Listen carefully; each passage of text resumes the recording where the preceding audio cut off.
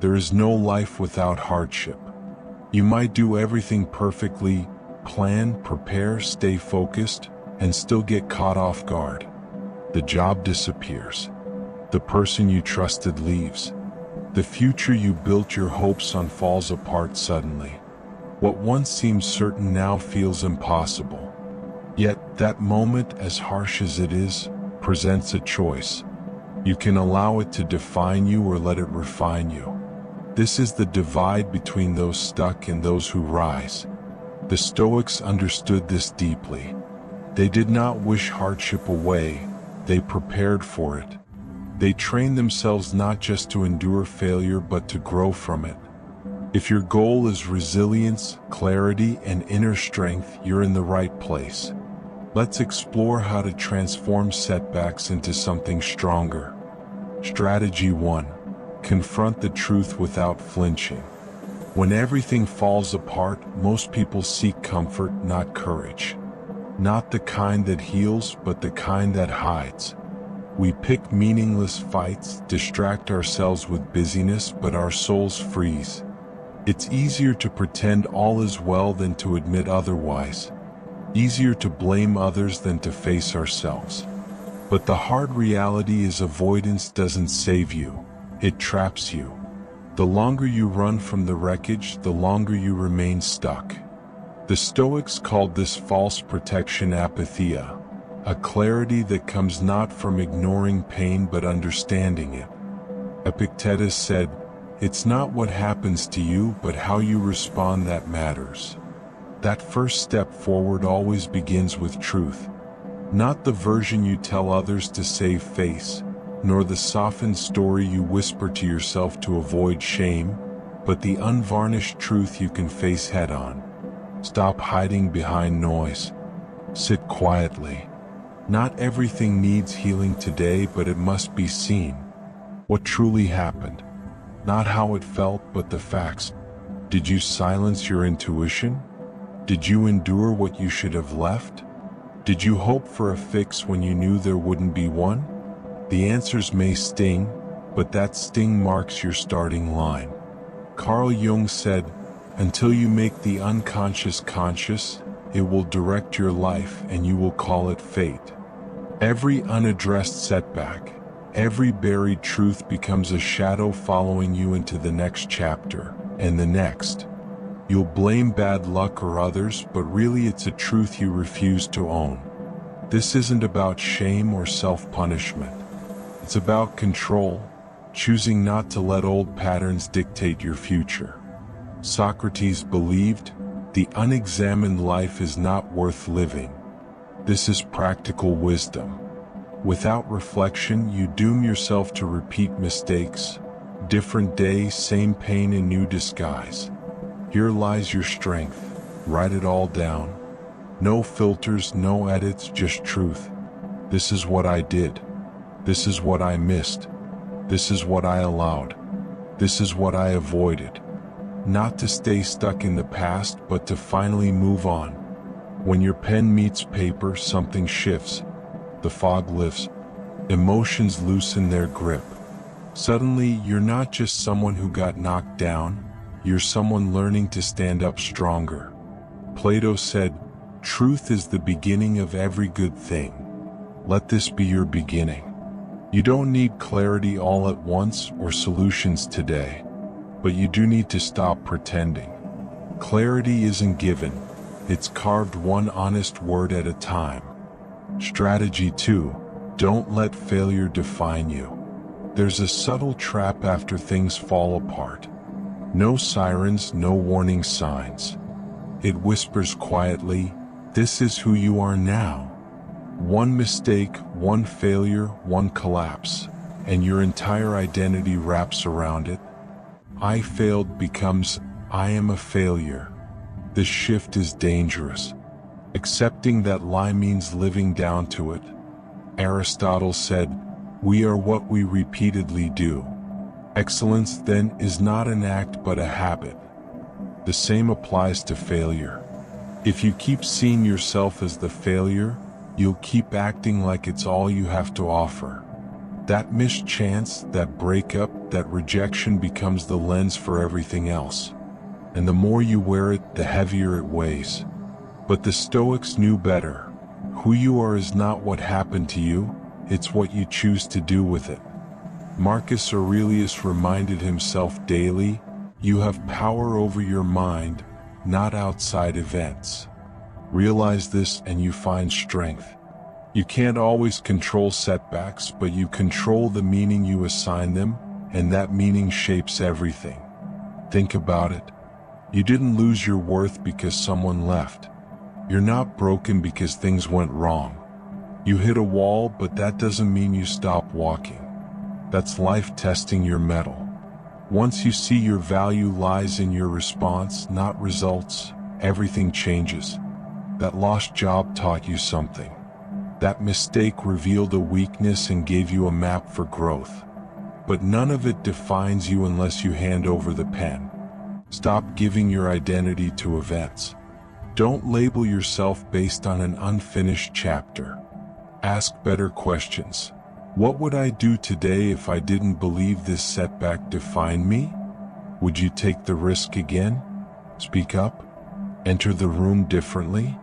Socrates said, the way to gain a good reputation is to endeavor to be what you desire to appear. Show up now as who you want to be.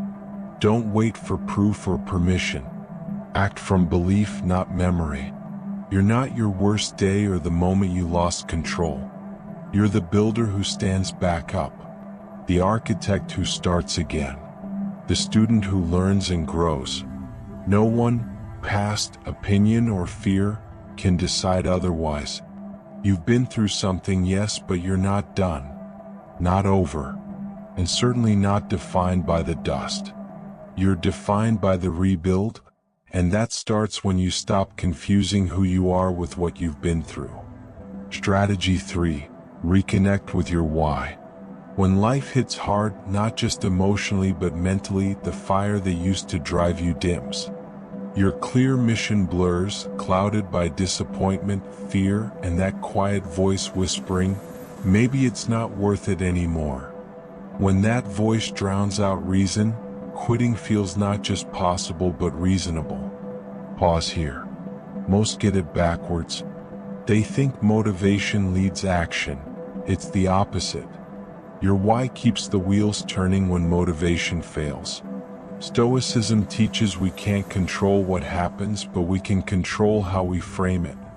Marcus Aurelius wrote, if you are distressed by anything external, the pain is not due to the thing itself but your estimate of it. You have the power to change that perspective. Your outlook fuels purpose. Lose one, the other slips away. So strip away chaos and discouragement. Why did you start?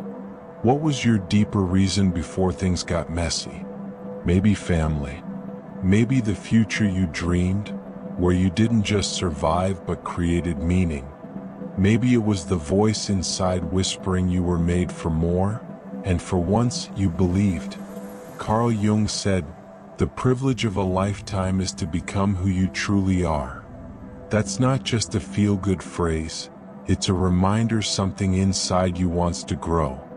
Every step forward was because part of you refused to settle for surface-level living. Setbacks narrow your vision, but your why restores focus. Here's the personal part. If those you love, your children, partner, younger self, could see you now, what would they need to see? Someone who gave in at hardship? Or someone who stood back up even if crawling first? Maybe it's not for them. Maybe it's for the version of you who had no answers but still dared to want more. That version is still inside, waiting and watching. The question, are you showing them how to fall or how to rise? Here's a truth many never hear. Your why doesn't have to be perfect. It just needs to be powerful. More powerful than fear, frustration, or excuses to stay small. Plato said, the first and greatest victory is to conquer yourself. Reconnecting with your why is where that battle begins. Strategy 4. Change the way you speak about it. It's strange how small words carry great weight. Sometimes it's not what happened that holds you back, but the story you tell yourself quietly when no one's listening. That story becomes either a cage or a key. It keeps you stuck or opens doors. Aristotle said, "Speech is the representation of the experiences of the mind." Words do more than describe, they create. If you call yourself broken, you start acting broken. Say you're stuck and your energy sinks, decisions shrink, and you become stuck. Not because of the problem, but because of the label you gave it. Stoics understood this clearly. Epictetus taught we suffer more in imagination than in reality. Our language creates emotional loops. A vocabulary of defeat builds a mindset of retreat. But frame your language around rebuilding, progress, clarity, even amid chaos, and you create a path forward. Not because things are easier, but because you think like someone who believes something is worth fighting for. Seneca wrote, "Most powerful is he who has himself in his own power." Each time you speak about your life to others or yourself, you feed something, fear or strength. It hides in phrases like, "Nothing ever works for me," or "This always happens." Say those enough, and your mind builds a home there, forgetting it can speak differently. Change starts small. Replace "I'm lost" with "I'm searching." Replace "I failed" with "I learned." Not to deceive, but to lead yourself. Socrates said, "The greatest way to live with honor is to be what we pretend to be." Speak like the person you want to become. This doesn't mean ignoring what happened, but narrating it from strength. Don't say, "I lost everything." Say, "I'm starting again wiser." Don't say, "I'm broken." Say, "I'm healing." Doing so reminds your nervous system movement is possible, your identity evolves, your story isn't over. Language is strategy, a powerful but overlooked recovery tool. Plato said, "The beginning is the most important part of the work." Often the beginning isn't a plan but a sentence. One better sentence spoken daily until mindset, habits, and life shift. Strategy 5. Win small, win daily.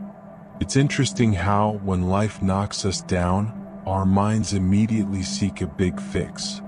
We think we need a grand gesture, a leap of faith, a total reinvention overnight. But real change doesn't work like that. Especially when you're at your lowest, struggling just to breathe. What saves you is the small step, the ordinary, unremarkable, steady step forward. The Stoics were no fans of drama. Marcus Aurelius wrote, "The obstacle to action advances action. What stands in the way becomes the way." He wasn't talking about scaling mountains in a day, but about taking steps forward despite resistance.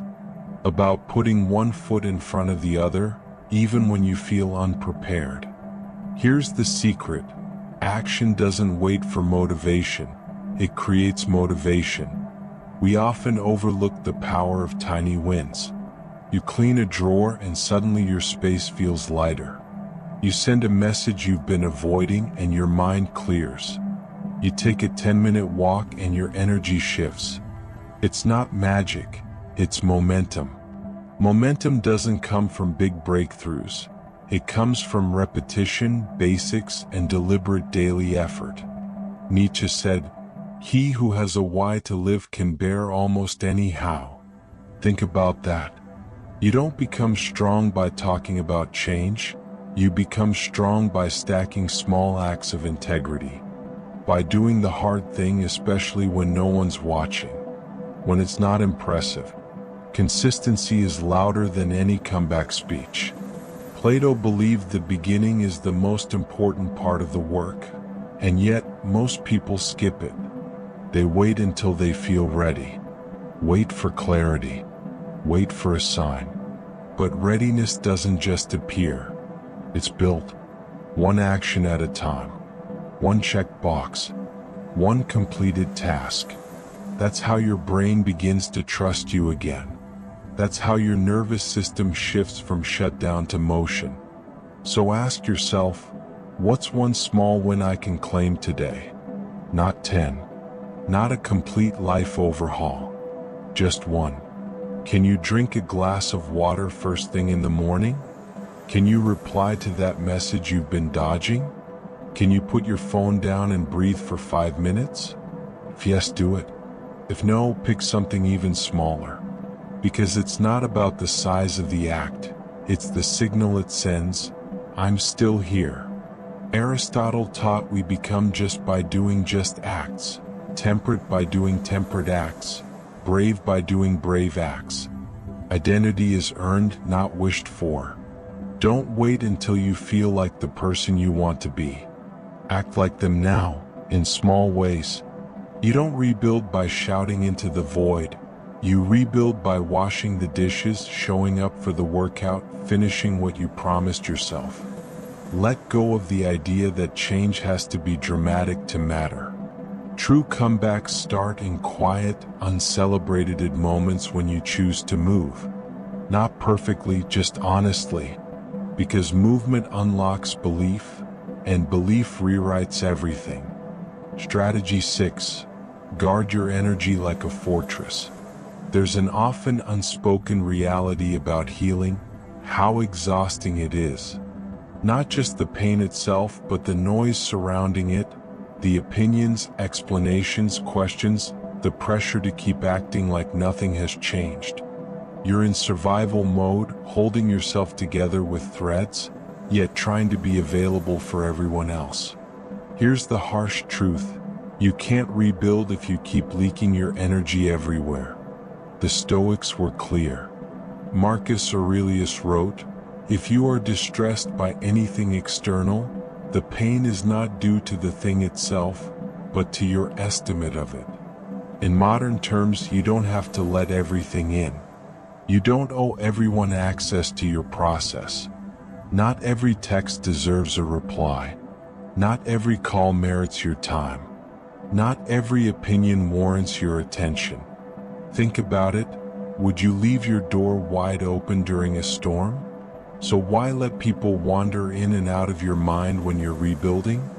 Carl Jung said, "The sole purpose of human existence is to kindle a light in the darkness of mere being." That light doesn't burn brighter by overextending. It burns brighter by focusing, by protecting what fuels it. This isn't about isolation. It's about intention. It's about curating your environment to support healing, not prolong harm. Plato believed that parts can't be well unless the whole is well. How do you care for the whole? By protecting your peace. Take an honest inventory. Who or what drains you the moment they appear? What thoughts pull you into loops you've outgrown? What routines keep you stuck in survival mode when you're trying to move toward strength? Socrates warned, "Beware the barrenness of a busy life." Busyness isn't always productivity. Sometimes it's avoidance, filling time with tasks and calls that leave you more tired. But healing doesn't happen in chaos. It happens in stillness, in boundaries, in choosing who gets your energy. Protecting your space isn't selfish, it's strategic.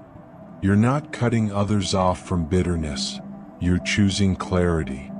That means guarding your inputs, conversations, content, inner dialogue.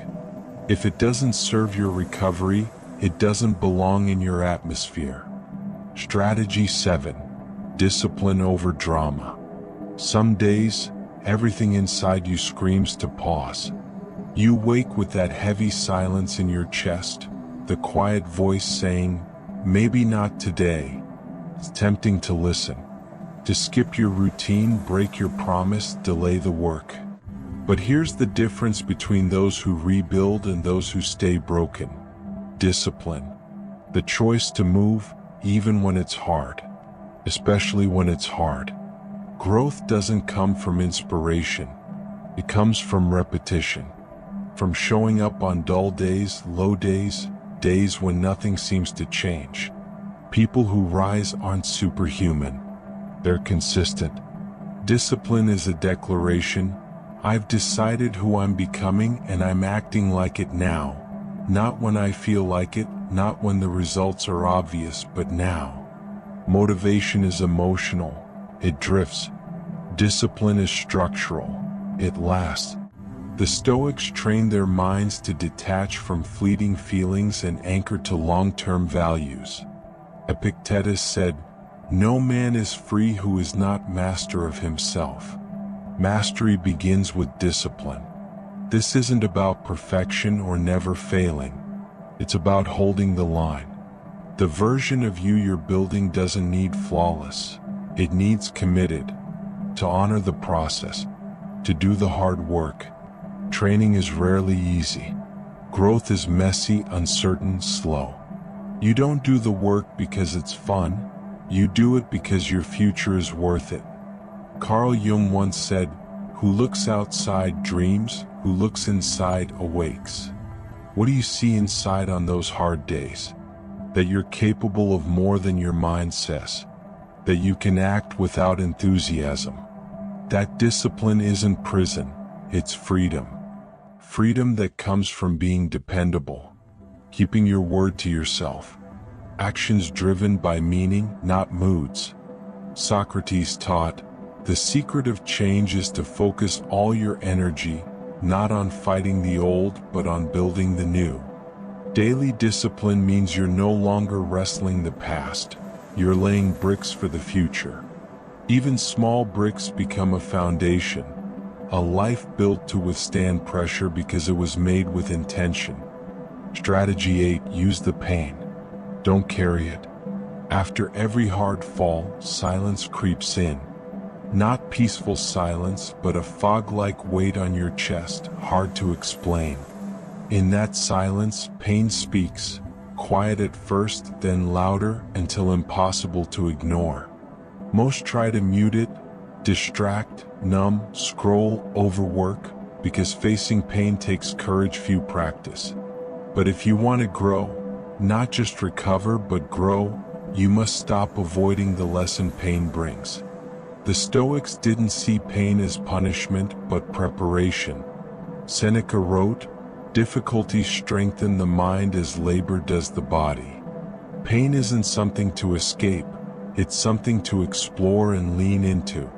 Pain is information. It shows where you've been asleep at the wheel. It reveals cracks in your foundation. It exposes where standards dropped or your voice stayed silent. Ask yourself, what is this pain teaching me? Did I stay in something too long for comfort? Did I silence intuition to keep peace? Did I ignore tension hoping it would go away? These aren't accusations but invitations. Answering them brings clarity no self-help book can match. Carl Jung said, "There is no coming to consciousness without pain." Growth doesn't happen in comfort. Comfort keeps you where you are. Pain forces reflection, sharpens awareness. It demands you face what's broken, not to dwell but to clean it out so you don't carry it forward. Plato said, "All learning has an emotional base." Pain is emotional but also learning. If you sit with it, curious, without drama or spiraling. What does this pain reveal about me? Beneath the sting is almost always a mirror, not showing who you pretended to be, but who you truly are and could become. This isn't about loving pain, but learning from it, using it, letting it carve space for something better. In the end, it's not the fall that changes you. It's the choice to face it with eyes open and rise anyway. Strategy 9. Choose who you're becoming. After a setback, there's a strange pressure to return to normal, to be the person you were before everything went wrong. But pause for a moment. Why would you want to go back to the version of yourself that couldn't survive the storm? That version didn't make it through, you did. Bent, maybe bruised, but still standing, still learning, still here. And that matters. Everything you've seen, Every scar you carry taught you something. About who you are. About what you can endure. About what you won't accept again. The Stoics believed adversity isn't just a nuisance. It's the furnace that shapes character. Marcus Aurelius wrote, "What stands in the way becomes the way." Don't waste that fire. Don't rush to erase its marks. Use it to forge a wiser, clearer, newer you. The goal isn't to bounce back but to evolve forward. Let go of who you were trying to be before the storm. Let go of habits that led to burnout, relationships that blurred your boundaries, and thinking that made you shrink. Instead, ask, what kind of person do I want to be now that I've seen what I've seen? Aristotle believed self-knowledge is the beginning of all wisdom. After all you've faced, you know more about yourself than ever. What you tolerate, what you need, where your real strength lies. That knowledge isn't just insight, it's leverage. Use it to set new standards.